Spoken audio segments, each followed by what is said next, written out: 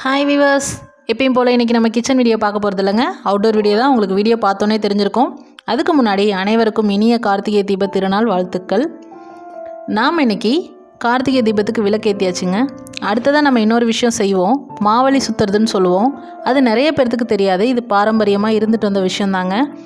அதை ஞாபகப்படுத்துறதுக்காக தான் நான் இன்றைக்கி இந்த வீடியோ உங்களுக்கு ஷூட் பண்ணி காமிச்சிருக்கேன். எனக்குமே இது பார்த்திங்கன்னா ஃபர்ஸ்ட் டைம். எனக்கு தெரியாதுங்க இது. நான் வீடியோ ஷூட் பண்ணணும், ப்ளஸ் என் குழந்தைங்களுக்கு பாரம்பரியமாக இது செஞ்சிட்ருக்கிறத நினைவூட்டணும், என்னோடய சப்ஸ்கிரைபர் வியூவர்ஸ்க்கும் காமிக்கணும் அப்படின்ற ஒரு இன்ட்ரெஸ்ட்டில் நான் கற்றுக்கிட்டு இதை நான் இந்த வருஷம் உங்களுக்கு நான் ஷூட் பண்ணி காமிச்சிருக்கேன். என்னோடய கணவர் பார்த்திங்கன்னா சின்ன வயசில் இருக்க முதல்ல இதை செஞ்சுருக்காங்க. அவங்கக்கிட்ட தான் நான் கற்றுக்கிட்டேன். வாங்க எப்படி செய்யலான்னு பார்க்கலாம். இப்போ பனைமரம் கிடைக்கிறதே ரொம்ப அரிதாக இருக்குங்க. அதுலேயும் நம்ம இந்த மாவலி சுற்றுறதுக்கு பார்த்திங்கன்னா ஆண் மரத்தில் இருக்கக்கூடிய இந்த பனம்பூ தான் நம்ம எடுத்துப்போம். பெண் மரத்தில் இது இருக்காது. ஆண் மரத்தில் தான் இந்த மாதிரி கிடைக்கும். இதுதான் நம்ம கலெக்ட் பண்ணோம். நான் பார்த்திங்கன்னா இந்த மாதிரி ரோட் சைடில் தாங்க கலெக்ட் பண்ணேன். அது இன்னொரு ரிஸ்க்கான விஷயம் பார்த்திங்கன்னா, மழை டைம்னால அது ஃபுல்லாக நனைஞ்சிருச்சுங்க. அது நல்லா காய வச்சு தான் நம்ம இந்த ப்ராசஸை செய்ய ஆரம்பிக்கணும். இப்போது நம்ம மாவலி சுற்றுறதுக்கு பனம்பூ ஃபஸ்ட்டு கலெக்ட் பண்ணிட்டோம். அடுத்ததாக அதை நல்லா வெயிலில் காய போட்டு எடுத்துக்கோங்க. இப்போ நம்ம அடுத்ததாக என்ன ப்ராசஸ் பண்ணலான்னா, ஒரு சின்னதாக ஒரு பள்ளம் வெட்டிக்கணுங்க. பார்த்துட்டே வாங்க, வீடியோ ஸ்கிப் பண்ணாமல் முழுமையாக பார்த்திங்கன்னா தான் உங்களுக்கு புரியுங்க. எதுக்காகனா, அந்த பனம்பூ நம்ம கறியாக மாற்றணும். அடுப்பு கறி பார்த்துருக்கீங்களா, அந்த மாதிரி அதை கறியாக மாற்றணும். அதுக்காக தான் நம்ம இந்த மாதிரி ஒரு பள்ளம் வெட்டிட்டோம். பள்ளம் வெட்டிட்டு மண்ணும் பார்த்திங்கன்னா ஈரமாக இருக்குது. அதுக்காக தான் நான் கீழே சும்மா ஒரு பேப்பர் போட்டிருக்கேங்க. பேப்பர் போட்டுட்டு நம்ம கலெக்ட் பண்ணி வச்சுருக்கோம் இல்லையா அந்த பனம்பூ, அதை எல்லாத்தையும் இதில் வச்சுக்கணும்.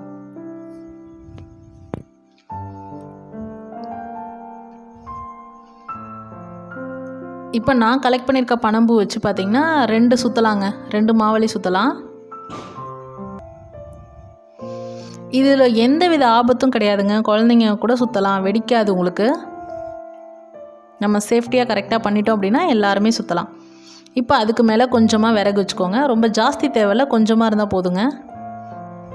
அடுத்ததான் நான் அதை அடுப்பை பற்ற போட போகிறேன்.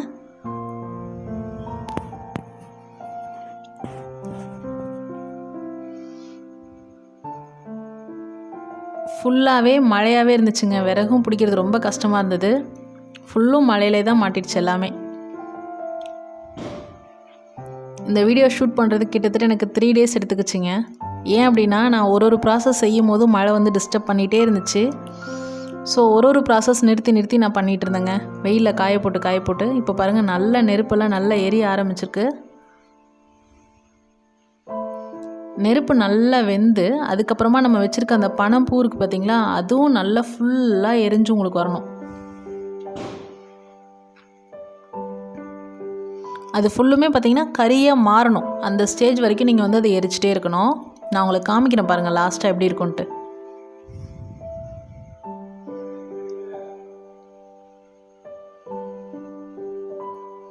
அது பனம்பூ கொஞ்சம் ஈரமாக இருந்ததுனால எனக்கு கொஞ்சம் எரிய டைம் எடுத்துட்டதுனால நான் இன்னும் கொஞ்சம் கூடுதலாக விறகு போட்டுட்ருக்கேன். பார்த்திங்களா, ஃபுல்லாக நல்லா எரிஞ்சு அதோட கலரெல்லாம் மாறி நல்ல தணலாக தெரியுது பாருங்கள். இந்த ஸ்டேஜ் வந்தால் போதுங்க நமக்கு. அதை ஜாஸ்தி எரிய விடணும்னு அவசியம் இல்லை. ஏன்னா நமக்கு அது முழு பீஸாக நம்ம எடுக்கணும் மறுபடி ஆற விட்டுட்டு.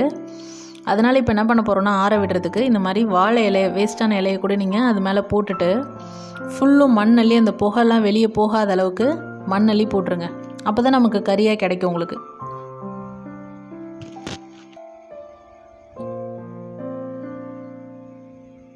எங்கேயுமே புகை வரக்கூடாதுங்க. புகை வராமல் எல்லாத்தையும் ஏர்லாக் மாதிரி ஃபுல்லாக சுற்றி மண் போட்டுருங்க. இதை செய்யும் போது பார்த்திங்கன்னா என்னோடய குழந்தைங்கள்லாம் ரொம்ப விரும்பி பார்த்தாங்கங்க. அவங்களுக்கும் இது ஒரு புது விஷயமாக தெரிஞ்சிச்சு. ரொம்ப இன்ட்ரெஸ்டாக இருந்தாங்க. எல்லா விஷயத்துலையும் ஹெல்ப் பண்ணாங்க.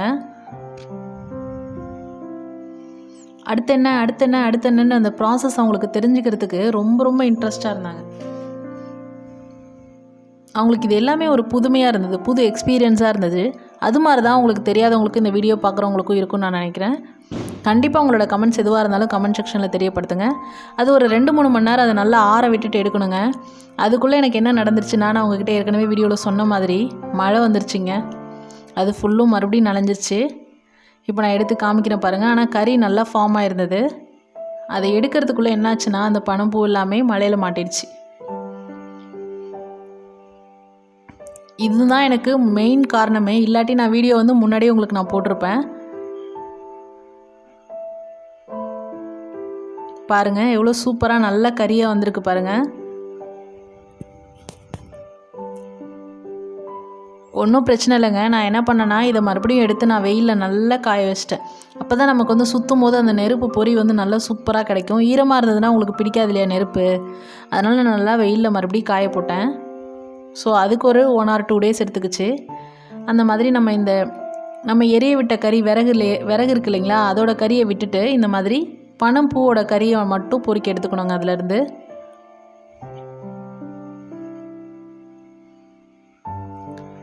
மழை வரல அப்படின்னா நீங்கள் ஒரு 2-3 மணி நேரத்துலேயே நீங்கள் எடுத்துகிட்டு செய்ய ஆரம்பிச்சிடலாம். பார்த்தீங்கனாலே தெரிஞ்சிருக்கும் உங்களுக்கு. நல்லா ஆற விட்டுருங்க. 2-3 மணி நேரங்கிறது ஒரு ½ day கூட விட்டுடலாம். நீங்கள் நல்லா ஆறட்டுன்ட்டு அதுக்கப்புறமா நீங்கள் அந்த மாதிரி கறி எடுத்து செஞ்சுக்கலாம்.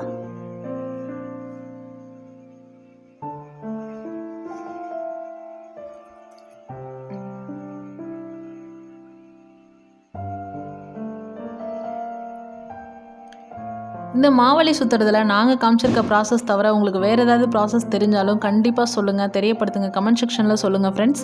நம்ம மற்ற ஃப்ரெண்ட்ஸ்க்கும் தெரியப்படுத்தலாம்.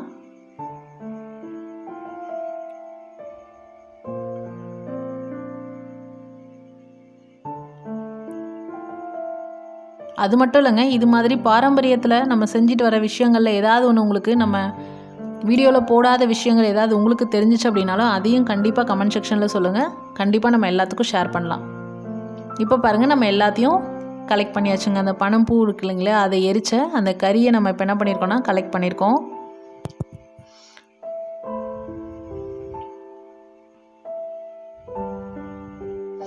அடுத்ததான் நான் நல்ல வெயிலில் காய வச்சிட்டேங்க. நீங்கள் காய வைக்கணும்னு அவசியம் இல்லை. நலையில் அப்படின்னா நீங்கள் உடனே எடுத்துகிட்டு வந்து அம்மியில் அரைச்சிக்கலாம். என்னோடது நனைஞ்சிட்டதுனால நான் வெயிலில் நல்லா காய வச்சுட்டு அதுக்கப்புறமா இந்த மாதிரி அம்மியில் பொடி செய்ய போகிறேங்க. இதை வந்து பார்த்திங்கன்னா ஹோம்மேட் கிராக்கர்னு கூட சொல்லலாம். நம்ம வீட்டிலே தயாரிக்கக்கூடிய பட்டாசு. அதுக்கான மருந்து இப்போ தயாராகிடுச்சுங்க. அடுத்ததாக இதை பேக் பண்ண போகிறோம் நம்ம.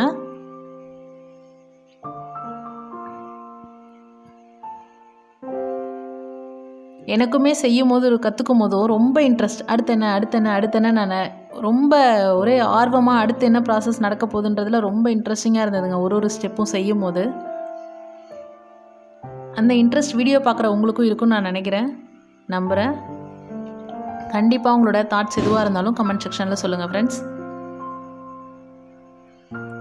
நல்ல பொடியாக அரைச்சிக்கோங்க. ரொம்ப ஈஸியாக அரைச்சிடலாங்க. நம்ம தான் நல்லா எரிய விட்டுட்டோம்ல, அதனால் ரொம்ப ஈஸியாக கிறிஸ்பியாக தான் இருக்கும். இந்த மாதிரி அரைச்சி கலெக்ட் பண்ணி எடுத்தாச்சு பொடி. அடுத்தது எப்படி நம்ம மாவலி சுற்றுறதுக்கு ரெடி பண்ணலான்னு பார்க்கலாம். ஒரு நீல வாக்கில் ஒரு துணி எடுத்துக்கோங்க. ஒரு காட்டன் துணி மாதிரி எடுத்துக்கோங்க.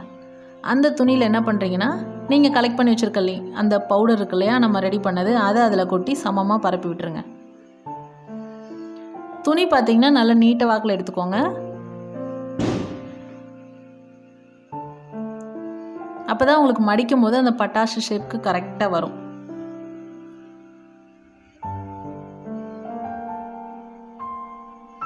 இப்போ பாருங்கள், ஒரு பக்கம் இப்படி மடிச்சுட்டு இன்னொரு பக்கம் அதை க்ளோஸ் பண்ணுற மாதிரி மடிக்கணும். நல்லா இழுத்து அதை க்ளோஸ் பண்ணுற மாதிரி மடிச்சுக்கணுங்க. இப்போ ஒரு பக்கமாக இருந்து அப்படியே சுற்றிக்கிட்டே வரணும். ரொம்ப ஈஸி தாங்க இது செய்கிறது, கொஞ்சம் மெனக்கடணும், அவ்வளோதான்.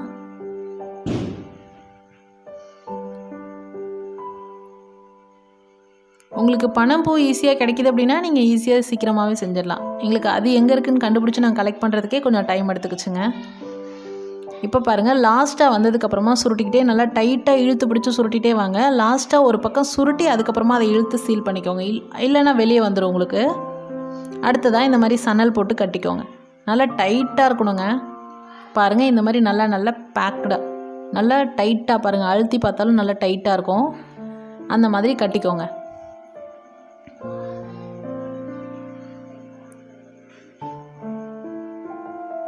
அடுத்ததாக இந்த மாதிரி 3 குச்சி ஈக்குவல் ஹைட்டில் கட் பண்ணி எடுத்துக்கோங்க. குச்சி முக்கியமாக பச்சை குச்சாக இருக்கணுங்க, காஞ்சி போன குச்சாக இருக்கக்கூடாது. இதில் ஒரு எட்ஜ் நல்லா டைட்டாக கட்டிக்கணும். இன்னொரு எட்ஜையும் டைட்டாக கட்டிட்டு இடையில நம்ம பேக் பண்ணி வச்சுருக்கோம் இல்லைங்களா, அந்த மருந்து அதை உள்ளே வைக்க போகிறோம். அந்த துணியில் வச்சுட்டு எல்லாமே நல்லா டைட்டாக க்ரிப்பாக பிடிச்சிருக்கான்னு செக் பண்ணிக்கோங்க சுற்றுறதுக்கு முன்னாடி. அது ரொம்ப முக்கியங்க. அதுக்கப்புறமா லாஸ்ட்டாக பிடிச்சு சுற்றுறதுக்கு ஒரு கயிறு ரெடி பண்ணிக்கோங்க. இப்போ அடுத்ததாக நம்ம என்ன பண்ணுறோன்னா, நம்ம ஏற்கனவே ரெடி பண்ணி வச்சுருக்க அந்த மருந்துக்கு மேலே ஒரு நெருப்பு பொறி வைக்கிறோங்க. அதை வச்சு கொஞ்சம் கொஞ்சமாக நீங்கள் ஊதி விடணும். இது கொஞ்சம் டைம் எடுத்துக்கோங்க.